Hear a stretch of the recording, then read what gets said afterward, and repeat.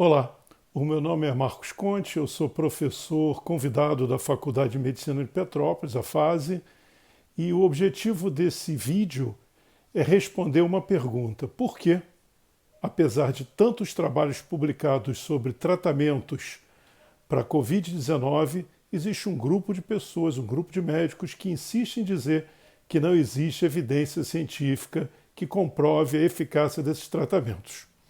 Como o nível de conhecimento sobre o assunto varia na audiência, nas pessoas que porventura virão assistir esse vídeo, eu vou começar do macro para o micro, vou começar do mais inespecífico para o específico, citando vários conceitos dos mais simples e depois passando para alguns um pouco mais complexos.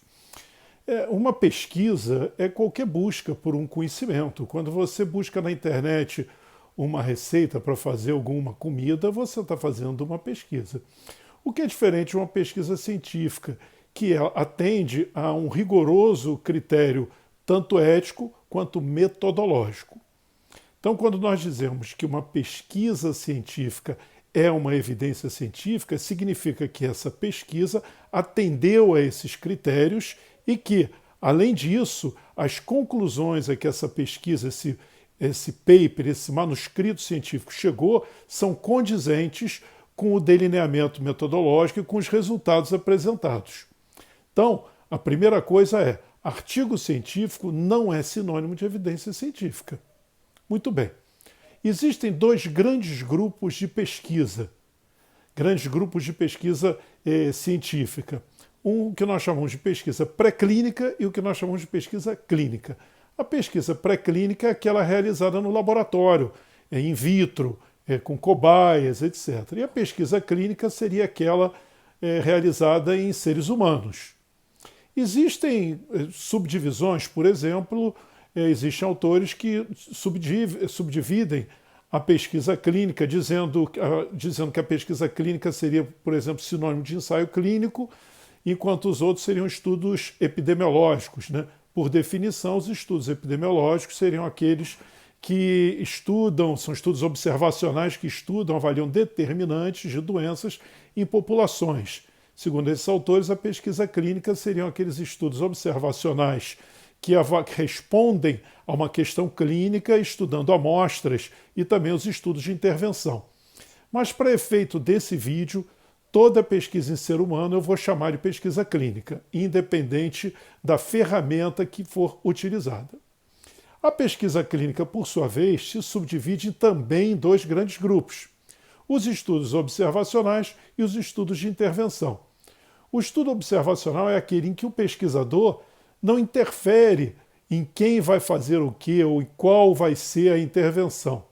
O estudo de intervenção já seria aquele em que o pesquisador vai designar quem vai fazer qual intervenção. Por exemplo, vamos supor que eu tenha por hipótese que o café causa arritmia cardíaca. É uma hipótese que eu tenho e eu quero estudá-la. Eu tenho duas formas de fazê-lo. A primeira forma, eu chamo as pessoas e pergunto: o senhor toma café? Se ele disser que sim, eu vou botar ele no grupo A. Se ele disser que não, eu vou botar ele no grupo B. E eu vou observar tanto o grupo A, que é o grupo composto de tomadores de café, mas eles tomam café porque eles me informaram que tomam café. Eu vou observar o grupo dos tomadores de café e eu vou observar o grupo de não tomadores de café e que não tomam café por decisão própria. Eles apenas me informaram que não tomam café e eu vou observá-los. Então eu vou observar os dois grupos e vou ver se tem mais arritmia cardíaca no grupo de tomadores de café do que no grupo de não tomadores de café. Uma outra possibilidade seria eu fazer um sorteio, eu chamar um grupo de pessoas, convidá-los a participar do meu estudo, explicar como seria o estudo e dizer: olha, eu vou sortear, quem cair cara vai tomar café, vai tomar uma pílula, por exemplo, contendo cafeína, vai tomar café, e quem cair coroa não vai tomar café. E aí eu vou ver o que acontece, vou comparar o número de casos de arritmia no grupo dos que tomam café, cafeína, e com o grupo dos que não tomam. Mas eles tomam ou não tomam café ou cafeína porque eu os designei, eu intervi, eu interferi na vida deles. Então esses são os estudos de intervenção. Os estudos observacionais, por outro lado, também se subdividem em dois grandes grupos. os estudos analíticos e os estudos descritivos. O que é um estudo descritivo? Eu simplesmente observo um conjunto de pessoas, ou como se diz, uma coorte de pessoas, com as mesmas características. Coorte é um termo militar que era usado pelas legiões romanas. Cada legião tinha um número X, se eu não me engano, 10 coortes, e aquele grupo de legionários marchando, utilizando a mesma roupa, o mesmo uniforme, a mesma lança, com a mesma formação, ou seja, aquele grupo semelhante, andando para frente, em função dessa imagem de um grupo com características semelhantes, andando para frente, se utiliza o termo coorte para um grupo de pessoas com características semelhantes sendo observados longitudinalmente. Então eu pego um grupo de diabéticos ou uma coorte de diabéticos e acompanho ao longo de 10 anos para ver quantos casos de úlcera na perna vão surgir nesse grupo de diabéticos. Eu posso dizer que tem mais úlcera na perna dos diabéticos dos que não diabéticos baseado nesse estudo? Não, porque eu não estou comparando o grupo de diabéticos com ninguém. Eu estou simplesmente observando e vou, no final de 10 anos, dizer, olha, X pessoas tiveram úlcera na perna. Posso até comparar com a literatura, posso comparar com outros dados, mas eu fiz um estudo em que eu apenas descrevi o que eu vi. Por outro lado, existe o estudo analítico. Como eu disse, os estudos observacionais se dividem em dois grandes grupos, estudos descritivos, sobre os quais acabei de falar, e os estudos analíticos, que têm um grupo de controle.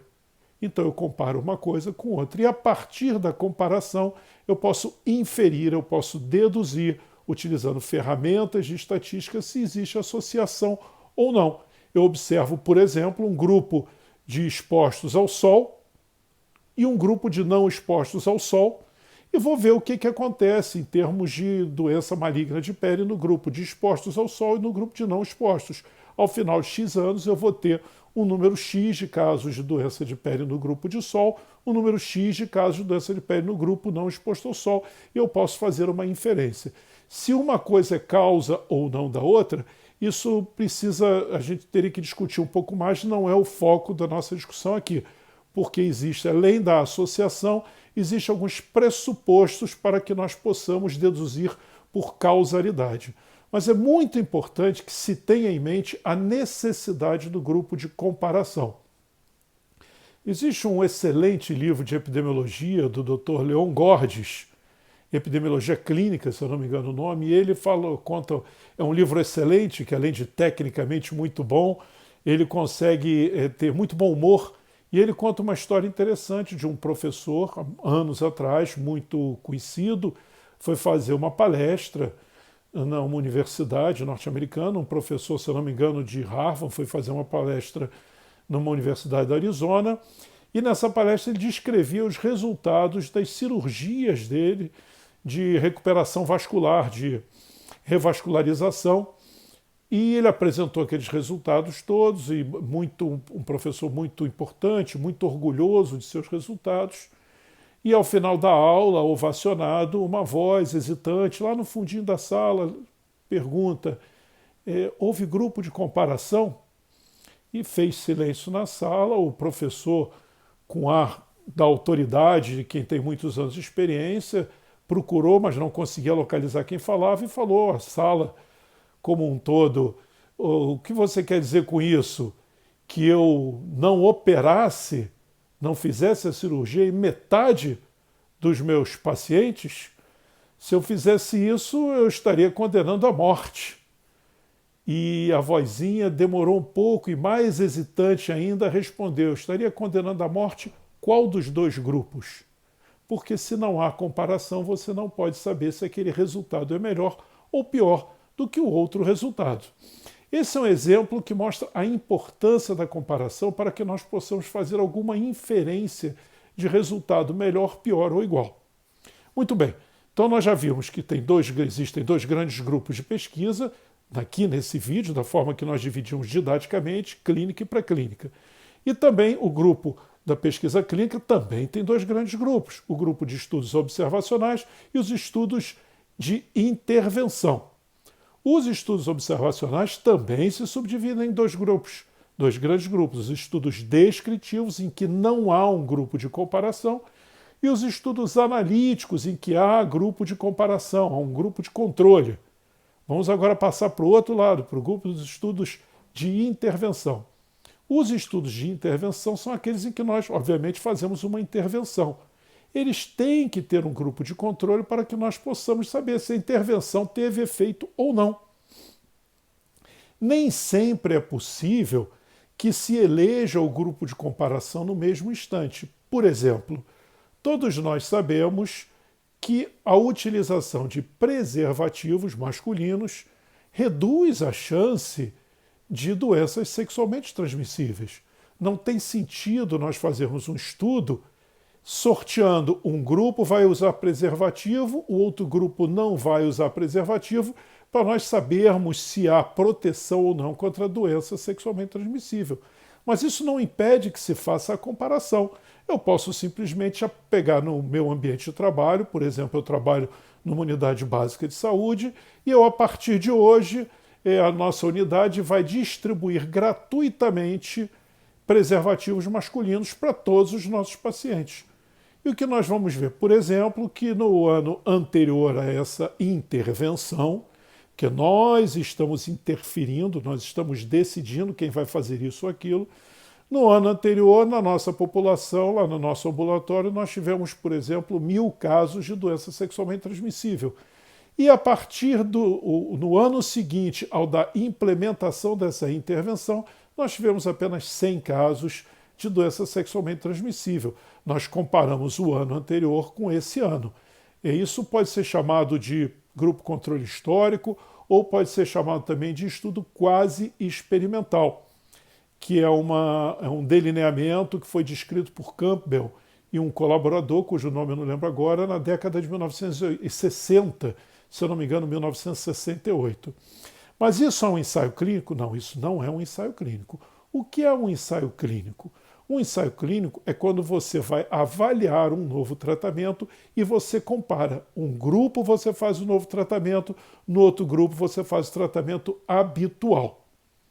Poxa, e como é que você decide quem vai fazer o grupo, quem vai fazer o tratamento novo e quem vai fazer o tratamento habitual?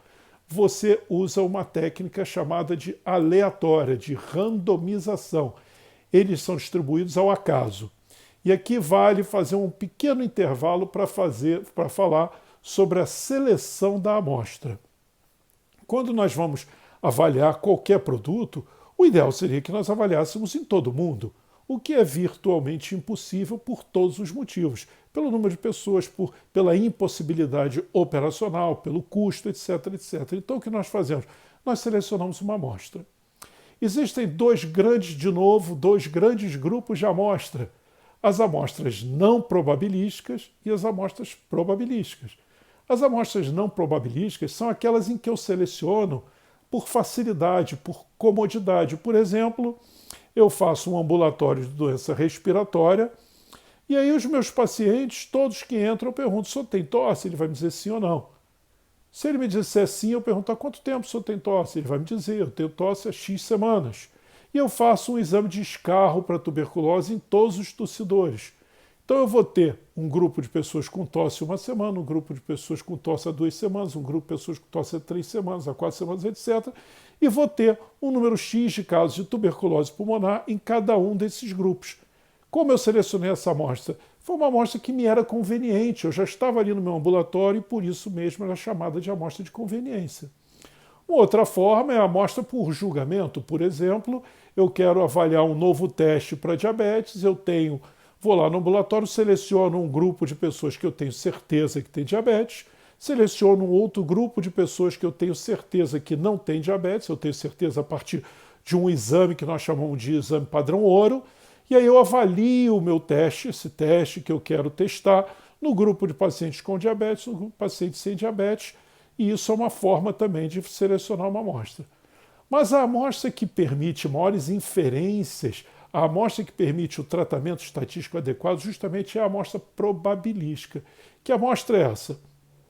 Se nós formos fazer um estudo populacional, por exemplo, eu quero fazer um estudo em todos os estudantes da Faculdade de Medicina de Petrópolis na fase. Supondo, eu não sei quantos estudantes tem, mas vamos dizer na medicina que tenhamos 1.000 estudantes.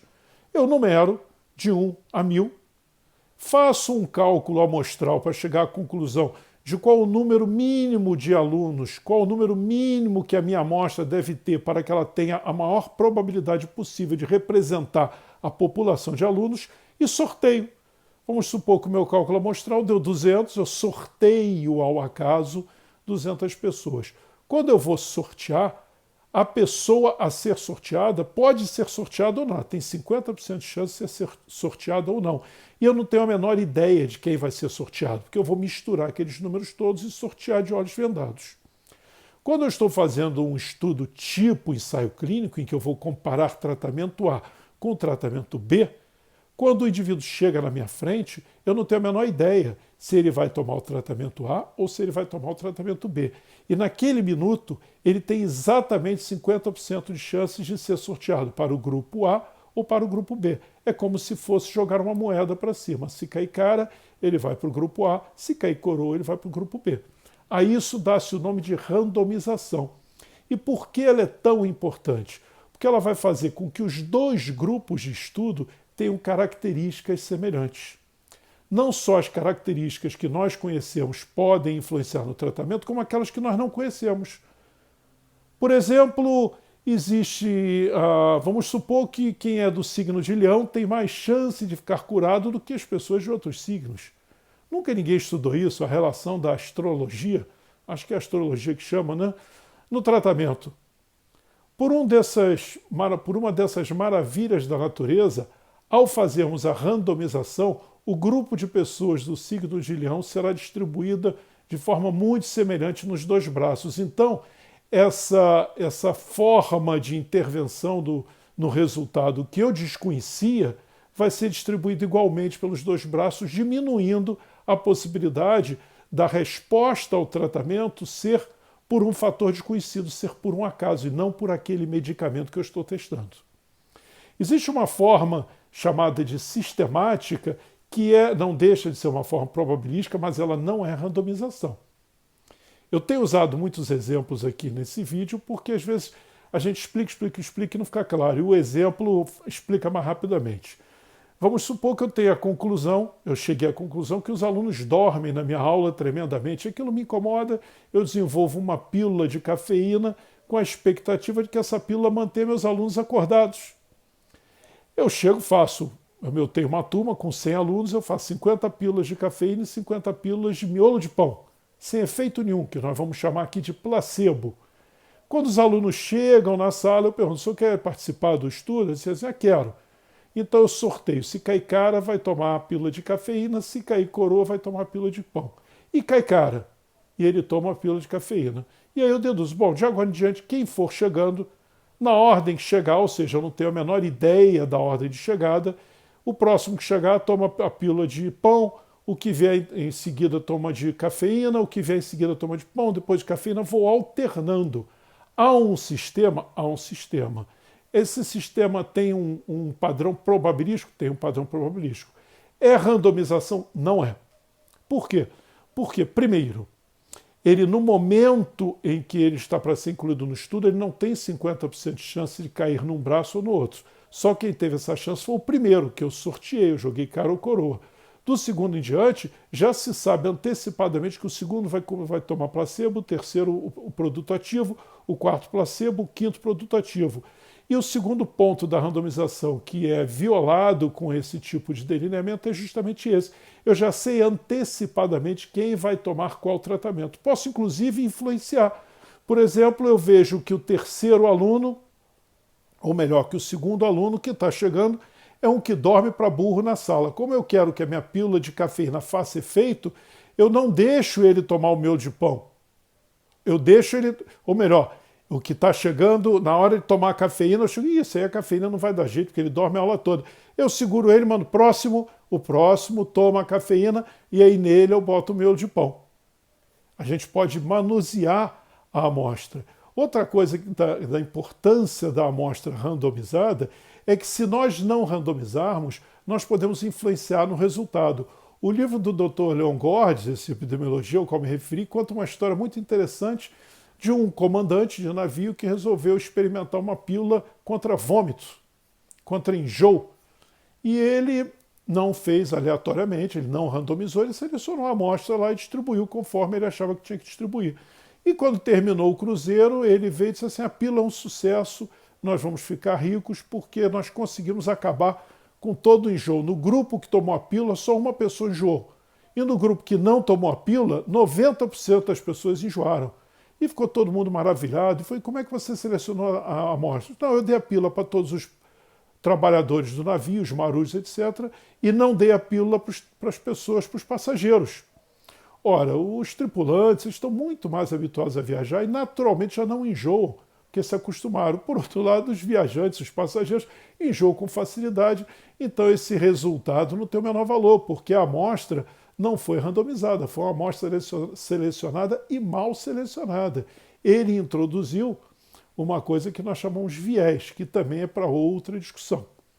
Mas, enfim, chegamos ali num estudo, um ensaio clínico randomizado. A randomização ainda permite uma outra coisa que costuma ser muito importante nos ensaios clínicos, que é o mascaramento. Como eu não sei quem vai tomar qual remédio, o ideal é que eu não saiba, mesmo depois que eles foram designados, quem está tomando o quê. Então, vamos supor que o grupo A, o braço A do estudo, vai tomar, supondo, a hidroxicloroquina. E o braço B vai tomar um outro medicamento qualquer, ou não vai tomar medicamento algum, vai tomar um placebo. O ideal é que no momento da randomização, primeiro, eu não saiba quem vai para o braço A nem para o braço B. Segundo, a pessoa a ser randomizada tenha exatamente a mesma chance de cair no braço A ou no braço B. E terceiro, que eu não saiba qual dos dois braços contém a hidroxicloroquina, porque assim eu não vou me permitir fazer co-intervenções. O que é uma co-intervenção? Que é muito comum quando não há mascaramento. A gente acaba tratando de forma diferenciada a pessoa que está tomando o tratamento que nós queremos que faça efeito, que óbvio, nós queremos que o novo tratamento seja bom. Todo mundo quer que o novo tratamento seja bom. Então, às vezes, fica perguntando demais para a pessoa, tem certeza que não melhorou? Enfim, acaba criando condições que possam influenciar no estudo. Bom, então, voltando, temos dois grandes grupos de pesquisa. Pesquisa pré-clínica e pesquisa clínica. Pesquisa clínica, estudos observacionais, estudos de intervenção. Estudos observacionais, analíticos ou descritivos. Estudos de intervenção, tem que ter grupo controle. A amostra pode ser selecionada, pode ser não probabilística ou pode ser probabilística. A probabilística ideal para ser um ensaio clínico é a randomizada, em que a designação para o braço do remédio ou para o braço controle seja por randomização, seja aleatória. Os puristas, os livros clássicos sobre ensaio clínicos, como por exemplo o professor Steven Piantadosi, que é um livro que eu gosto muito, ele diz que um ensaio clínico não randomizado não pode ser chamado de ensaio clínico, ele pode ser chamado de estudo de intervenção não randomizado. O termo ensaio clínico seria reservado para aqueles em que há randomização. Bom, então eu acabei de dizer que todo ensaio clínico tem que ter randomização.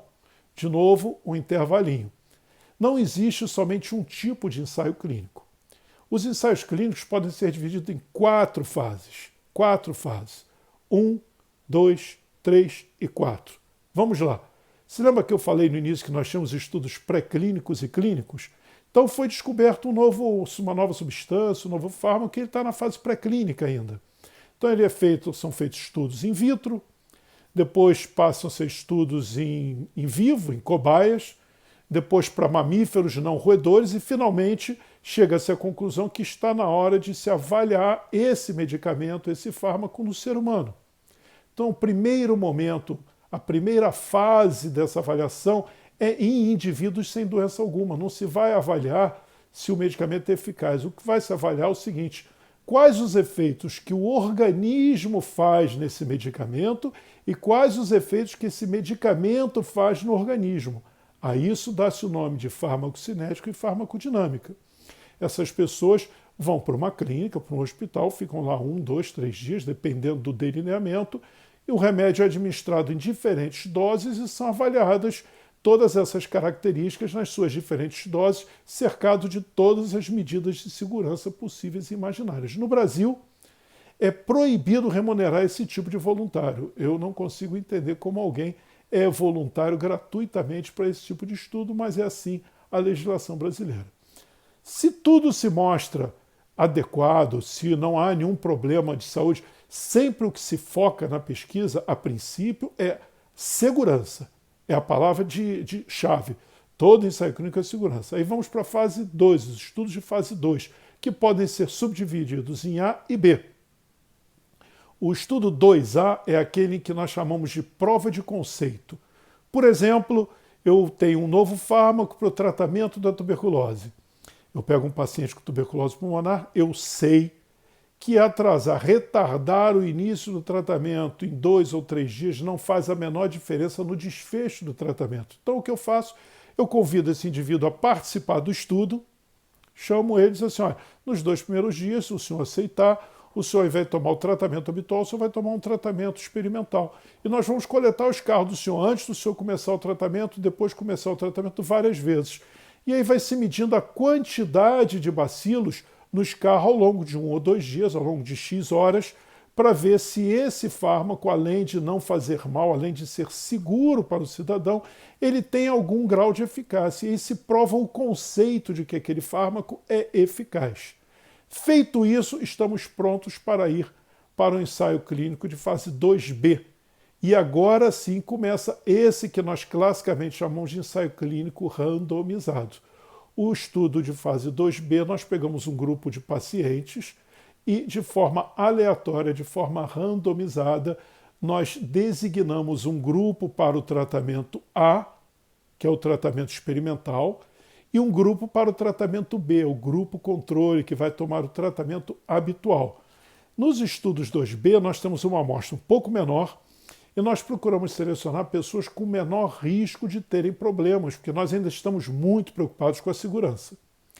Se tudo der certo, no estudo 2B, mostrou-se que o medicamento foi eficaz, mostrou-se que o medicamento é seguro, nós incluímos aí 200 pacientes, 250, nós vamos partir para o ensaio clínico de fase 3, em que nós vamos aumentar o número de pessoas, nós vamos ser mais flexíveis com relação aos critérios de inclusão, quer dizer, nós já vamos deixar entrar pessoas com comorbidades, que têm um pouquinho mais de risco para a segurança, para nós avaliarmos a segurança. Feito isso, terminou, esse estudo mostrou que o fármaco é seguro, mostrou que ele é eficaz, ele está pronto para ser aprovado pelos órgãos regulatórios, no Brasil, basicamente a Anvisa, nos Estados Unidos o FDA, na Europa tem outro, etc. Teria, idealmente, que haver estudos de fase 4, que são chamados estudos de farmacovigilância, ou seja, depois que o medicamento vai para o mercado, deveria continuar havendo, e há. Os laboratórios têm um compromisso de fazer esses estudos, ou pelo menos de avaliar, de reportar todas as reações adversas do medicamento depois que ele vai para o mercado. Por quê? Porque muitas das reações adversas, muitos dos efeitos deletérios não são verificados nos ensaios clínicos. Nós temos um ensaio clínico com 500 pessoas, por exemplo. Se uma reação adversa ocorrer em 0,3%, é possível que ela não apareça nesses 500. Mas quando você bota na população e utiliza aquele fármaco, aquele medicamento em 8, 10 mil pessoas, mesmo aquele efeito incomum, que ocorre em 0,3%, 0,2%, vai aparecer. Se for uma reação adversa séria, que colocar em risco a vida da pessoa, isso tem que ser descoberto, tem que ser relatado, tem que ser descrito, tem que ser documentado. Muitas vezes o medicamento até sai do mercado e nós temos vários exemplos de coisas como essa já tendo acontecido. Além disso, todo esse processo que eu falei é submetido e avaliado pelos comitês de ética. E mais, um ensaio clínico tem sempre quem conduz e tem o patrocinador, porque são muito caros. O ensaio clínico é caro. E é a obrigação do patrocinador contratar uma empresa para fazer auditoria da coleta dos dados e dos resultados durante todo o estudo, para garantir que não haja fraude, para garantir que não hajam erros, ou intencionais ou mesmo não intencionais. exige um treinamento muito grande da equipe, os ensaios clínicos são muito difíceis de serem conduzidos. E essas empresas que são contratadas são profissionais cuja especialidade é supervisionar ensaio clínico. Então eles vão, a cada período de tempo, visitar o centro onde está sendo conduzido o ensaio clínico e vão verificar toda a documentação, vão verificar se os resultados de laboratório relatados são aqueles mesmos, se os desfechos são aqueles mesmos, se a equipe está se conduzindo conforme está escrito no protocolo. E esses protocolos são escritos sobre muito rígidas regras éticas, que são determinadas internacionalmente. Existe anos atrás, ocorreu um tipo de um congresso chamado de ICH, que é a sigla para Conferência Internacional de Harmonização, em que foram harmonizados termos que se referem a ensaios clínicos, definições do que é uma reação adversa, do que é um evento adverso, quando o ensaio clínico tem que ser interrompido, a necessidade da supervisão por uma empresa independente, que não é ligada a ninguém, que é isso que eu me referi agora, a necessidade de um grupo de pesquisadores para fazerem análises intermediárias. Então, nós temos um ensaio clínico que serão incluídas 300 pessoas. Então, quando chegar em 50, os dados são analisados por esse comitê independente para ver se não está sendo feito nenhum malefício aos pacientes, ou melhor ainda, se não está tendo um resultado espetacular em um dos braços e não se justifica mais utilizar o braço controle. E aí passa todo mundo a usar. Então, existem muitas regras na questão dos ensaios clínicos. Recentemente, um ensaio clínico que foi publicado, concluiu-se depois, percebeu-se depois que ele não tinha sido submetido ao CEP. Quer dizer, um estudo que não foi submetido, foi conduzido sem ser submetido ao CEP, ele não tem o menor valor, ele não atendeu às regras mínimas, mais básicas de ética em pesquisa. Ele tem que ser desconsiderado. Uma dificuldade adicional nos estudos atuais seria de que, em função da grande market que este ou aquele medicamento tem, se você for fazer um estudo randomizado, você chega e diz para o indivíduo, olha, o senhor será randomizado, se o senhor cair no braço A, o senhor vai fazer o tratamento X, se o senhor cair no braço B, o senhor não vai fazer o tratamento X, o senhor vai fazer o tratamento habitual. O senhor não saberá se está no braço A nem no braço B. Nem eu saberei. E o senhor será designado para o braço A ou para o braço B ao acaso. Acontece que aquele indivíduo e seus familiares estão ouvindo todo dia no rádio, na televisão, jornalistas que não têm o menor conhecimento do assunto, políticos que não têm o menor conhecimento do assunto, dizendo que o remédio é eficaz. Quem vai aceitar a possibilidade de cair no braço que não toma o tal medicamento se todo mundo está dizendo que é eficaz? Então, isso diminui muito a chance de você fazer um estudo adequado do ponto de vista metodológico. Bom, então, feita essa pequena introdução, talvez meio comprida e forma rápida, mas eu acho que já deu para entender basicamente o que está acontecendo em termos. Nós temos dois grupos grandes, pesquisa clínica e pré-clínica. Pesquisa clínica, estudos observacionais, estudos de intervenção. Estudos observacionais descritivos ou analíticos. Descritivos apenas descrevem. Analíticos, eles têm um grupo de comparação, você compara um grupo com o outro, embora você não interfira, você apenas observe. E os estudos de intervenção, em que você pode comparar com um grupo do passado, um grupo antes da intervenção, ou idealmente você compara agora com dois grupos. Você faz em paralelo dois braços. Um braço tomando o novo remédio, o outro braço no grupo controle. E como é a designação para um braço ou para o outro?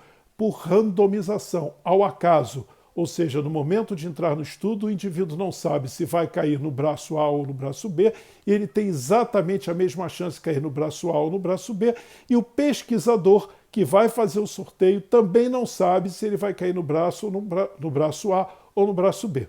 Muito bem. Um estudo que atendeu a um ensaio clínico randomizado, mascarado, atendeu a todas essas especificações e, finalmente, ele é publicado. Quando ele é publicado, o que nós vamos ver? A primeira coisa que nós vamos ver é se os resultados são válidos, antes mesmo de observar quais são os resultados. E o que é observar se os resultados são válidos? É fazer exatamente isso que eu acabei de falar. verificar se esses critérios são atendidos. Então, a primeira coisa que nós vamos perguntar: esse estudo foi randomizado? Outra coisa que nós vamos perguntar: os dois braços fizeram ou foram submetidos exatamente ao mesmo tratamento, exceto a intervenção? Porque se o tratamento foi igual para os dois, exceto pela intervenção, qualquer resultado positivo ou negativo no grupo da intervenção, nós vamos ter uma grande possibilidade, uma grande probabilidade de podermos atribuir este resultado à intervenção. Portanto, é muito importante que os tratamentos sejam semelhantes. Terceiro, os grupos são iguais entre si? Se lembra o exemplo que eu dei do capitão do navio que avaliou um medicamento contra vômito? Ele botou um grupo os seus marujos, seus profissionais do navio, e no outro os passageiros. Os grupos eram completamente diferentes. Um outro exemplo, eu vou avaliar, por exemplo, a eficácia de uma vacina para gripe. E eu aí faço o seguinte: eu preocupado, eu tenho medo dessa vacina ter efeitos colaterais, então eu aplico a vacina, sobretudo em pessoas mais jovens. E depois comparo o resultado com pessoas mais idosas. Ora, as pessoas mais jovens têm menos chance de ter complicações com gripe do que as pessoas mais idosas. Então, se eu tiver um grupo de complicações pequeno nas pessoas jovens, eu não posso dizer que é porque elas tomaram a vitamina, tomaram a vacina, porque simplesmente a chance deles terem qualquer complicação com gripe é muito menor que as pessoas idosas. Então, a randomização, ela colabora demais para que os grupos sejam semelhantes entre si. E uma das formas de ver se a randomização foi adequada ou não é vermos os dois grupos no final. Então nós vamos verificar num estudo randomizado que a média de idade é mais ou menos semelhante, a distribuição de pessoas do sexo masculino e sexo feminino é mais ou menos semelhante. Nós vamos ver que, em termos étnicos, as pessoas são mais ou menos semelhantes nos dois braços. Se você tiver gente, como eu digo, do signo de Leão, vai ter gente do signo de Leão mais ou menos distribuído igualmente nos dois braços. Então os dois braços têm que ser semelhantes, inclusive com relação à gravidade. Então você não pode pegar um grupo, fazer intervenção no grupo de pessoas no dia que internam e comparar no grupo de pessoas que estão no CTI, porque quando elas chegam no hospital, chegam com uma determinada gravidade. Quando você randomiza, você acaba distribuindo os níveis de gravidade de forma semelhante nos dois braços. Mas, se você, quando for ver o resultado, vê que isso não ocorre, você pode estratificar e criar subgrupos para avaliar um grupo semelhante ao outro. Outra coisa que se pergunta para saber se os resultados são válidos: os sujeitos foram avaliados dentro do braço para os quais eles foram designados? O que isso significa, Marcos? É o seguinte: se você foi sorteado para tomar o tratamento A, mesmo que você não tome o tratamento A, a sua avaliação com relação ao desfecho tem que ser como se você tivesse tomado o tratamento A. E a mesma coisa para o tratamento B. Quando se faz a análise final, chama-se isso intenção de tratar ou intenção de tratamento. Isso é uma coisa que fala, assim, entre aspas, contra o tratamento. Do ponto de vista da análise, você torna um pouco mais difícil ter uma boa resposta, mas isso te garante que a boa resposta está sendo pelo tratamento. Então, vamos supor que o novo tratamento seja aspirina e o tratamento habitual seja Novalgina. Eu fui sorteado para o braço A da aspirina. Só que lá, por algum motivo, eu não tomei aspirina. De repente, eu não tomei aspirina porque eu tomei no primeiro dia e já fiquei nauseado, o que é uma reação adversa. Não tem sentido, então calma, já que você está nauseado com a aspirina, eu vou te botar no braço da Novalgina e você vai ser tratado pelo braço da Novalgina. Não, eu entrei no braço da aspirina, mesmo que eu tome Novalgina, eu tenho que ser avaliado no braço Aliás, eu não posso... Aliás, um parênteses aqui, isso não pode acontecer. Se o paciente tem uma reação adversa a ponto de não continuar com o tratamento da aspirina, ele sai do estudo. Vai fazer o tratamento que tiver que fazer e vai ser avaliado como se tivesse tomado aspirina. E o cara que foi designado, o sujeito de pesquisa foi designado para o braço da Novalgina, ele vai ser avaliado como se tivesse tomado a Novalgina. Isso é muito importante. Outro ponto fundamental: eles foram acompanhados pelo tempo suficiente para ver o desfecho? Outro ponto fundamental: qual o desfecho que você determinou desde o início? Em doenças graves, o desfecho mais adequado para ser avaliado é o óbito, né? Se a pessoa morreu, foi o pior possível. Se ela sobreviveu, foi o melhor possível. Existe uma coisa chamada desfechos intermediários ou desfechos substitutos. Então, por exemplo, redução da carga de vírus ou redução da carga bacilar, redução do tamanho do tumor, nos casos de avaliação de tratamento de câncer de pulmão. Mas, muito cá entre nós, qual o interesse clínico que isso tem se ainda não foi comprovado que aquele desfecho intermediário ou substituto ele tem correspondência com o desfecho que nos importa, que é o desfecho clínico? De novo, vou ao exemplo. Já foi demonstrado na tuberculose, por vários trabalhos, mas tem um trabalho seminal publicado pelo grupo da Cornell anos atrás e que mostrou o seguinte: as pessoas que estão fazendo tratamento para tuberculose, que negativam a cultura na 8ª semana de tratamento, o tratamento da tuberculose leva 6 meses, mas aqueles que negativam a cultura do escarro ao final de 2 meses ficam curados e não têm recidiva. Então isso já foi comprovado. A partir daí, quando se avalia um novo tratamento para tuberculose, não se espera os 6 meses. Por quê? Porque é difícil, você tem perdas, é muito mais caro. Então o que se avalia hoje na tuberculose, novos tratamentos, é o quê? A conversão da cultura de positivo para negativo ao final de 2 meses. Mas vamos agora ao caso da Covid. Nós temos algum endpoint, algum desfecho substituto ou algum desfecho que já tenha sido comprovado correspondência com o desfecho clínico? Não. Então eu não sei se a redução da carga viral significa que aquele sujeito vai sobreviver ou não. Ah, ele deve sobreviver. Não é bem assim. Infelizmente as coisas não funcionam assim.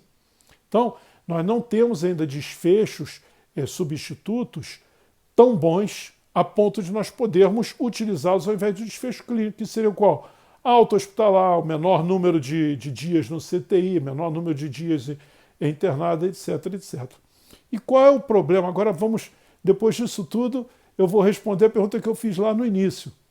Por que, apesar de tantos trabalhos terem sido publicados, as pessoas insistem em dizer que não existem evidências científicas comprovando a eficácia de nenhum desses tratamentos? Porque os trabalhos publicados até agora ou foram observacionais, ou seja, não avaliou uma intervenção, né? Ou eles não conseguem passar por esse primeiro crivo que é: os resultados são válidos? Então, antes de analisar os resultados, eu preciso saber se eles são válidos. Então, eu tenho que responder a essas perguntas positivamente. Foi randomizado? Foi randomizado. Os grupos são iguais entre si? Os grupos são iguais entre si. O tratamento foi semelhante entre os dois grupos, exceto pelo tratamento de intervenção? Sim, o tratamento foi semelhante nos dois grupos, exceto pelo tratamento de intervenção. O desfecho foi adequado? Sim, o desfecho foi adequado. Eles foram analisados nos grupos para os quais foram designados inicialmente? Sim, eles foram analisados no grupo para os quais eles foram designados inicialmente. O tempo de observação no pós-tratamento foi adequado para ver o desfecho? Sim, o tempo foi adequado. Então, os estudos até agora não conseguiram responder a essas perguntas.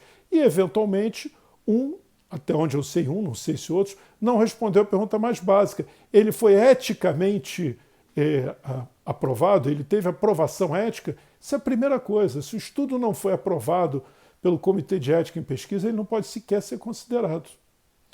Nenhum desses estudos, ainda não chegaram a ser analisados nos seus resultados, porque não passaram por esse crivo inicial. E uma outra coisa, esses estudos tiveram supervisão, que aí eu já estou entrando na segunda parte, que seria com mais detalhes. Nem essa parte chegou a ser discutida ainda. Então o fato é que até agora os estudos são estudos científicos, mas eles não tiveram, ou eles foram estudos observacionais, em que nós podemos verificar alguma forma de associação, se tiverem tido um grupo de controle. Se não tiver um grupo de controle, são apenas estudos descritivos, nos dão uma informação sem que nós possamos fazer qualquer inferência de associação, muito menos de causalidade. Ou então não foram ensaios clínicos por definição, porque não compararam dois grupos de tratamento, um tratamento com o outro, e nem foram designados de forma randomizada, etc. Enfim, não atenderam a esses critérios que eu acabei de dizer, que são aqueles que nos informam inicialmente se os resultados são válidos. Se os resultados não são válidos, eles não são avaliados ainda, porque eles não têm validade do ponto de vista científico. De forma alguma isso depõe contra os pesquisadores ou contra a revista, ou quer dizer que tenham feito de forma... E não, as pessoas estão publicando aquilo que eles conseguem fazer. Muitos deles sem experiência prévia nesse tipo de pesquisa. São médicos espetaculares, pessoas maravilhosas que estão na frente de combate, arriscando suas vidas para salvar a vida do seu semelhante, cumprindo o seu juramento, e que publicam os resultados que eles obtêm com a expectativa de que, de alguma forma, esses resultados venham a ajudar a comunidade científica na luta contra essa pandemia que nos assola. No entanto, infelizmente, até o momento, nenhum desses trabalhos científicos demonstrou, do ponto de vista científico, robustez, delineamento adequado, de forma que pudesse gerar uma evidência científica que nos autorizasse a dizer tratamento A, tratamento B ou tratamento C é eficaz. Existem muitas discussões, existem algumas propostas de tratamento que, do ponto de vista da fisiopatologia, são muito pertinentes, muito adequados, mas, infelizmente, do ponto de vista científico, do ponto de vista da evidência científica, ainda não foram comprovados. Não quer dizer com isso que não vá se comprovar hoje ainda, amanhã, depois. É o que todos nós queremos, que haja uma comprovação científica. Eu espero que... Foi um vídeo rápido, e obviamente que eu não me aprofundei em nenhum tema, foi de uma forma superficial, mas eu espero que de alguma forma eu tenha despertado o interesse de vocês para estudar um pouco mais o assunto e para se debruçar sobre esse paradigma da medicina, que é a medicina baseada em evidência, que não foi... Eu não falei aqui de medicina baseada em evidência, eu apenas falei em como ler artigos científicos, que é o primeiro passo para que nós possamos nos aprofundar na medicina baseada com evidência. Então, mais uma vez, eu espero de alguma forma ter colaborado para pelo menos despertar o interesse nesse assunto que é tão importante para todos nós. Até o próximo vídeo.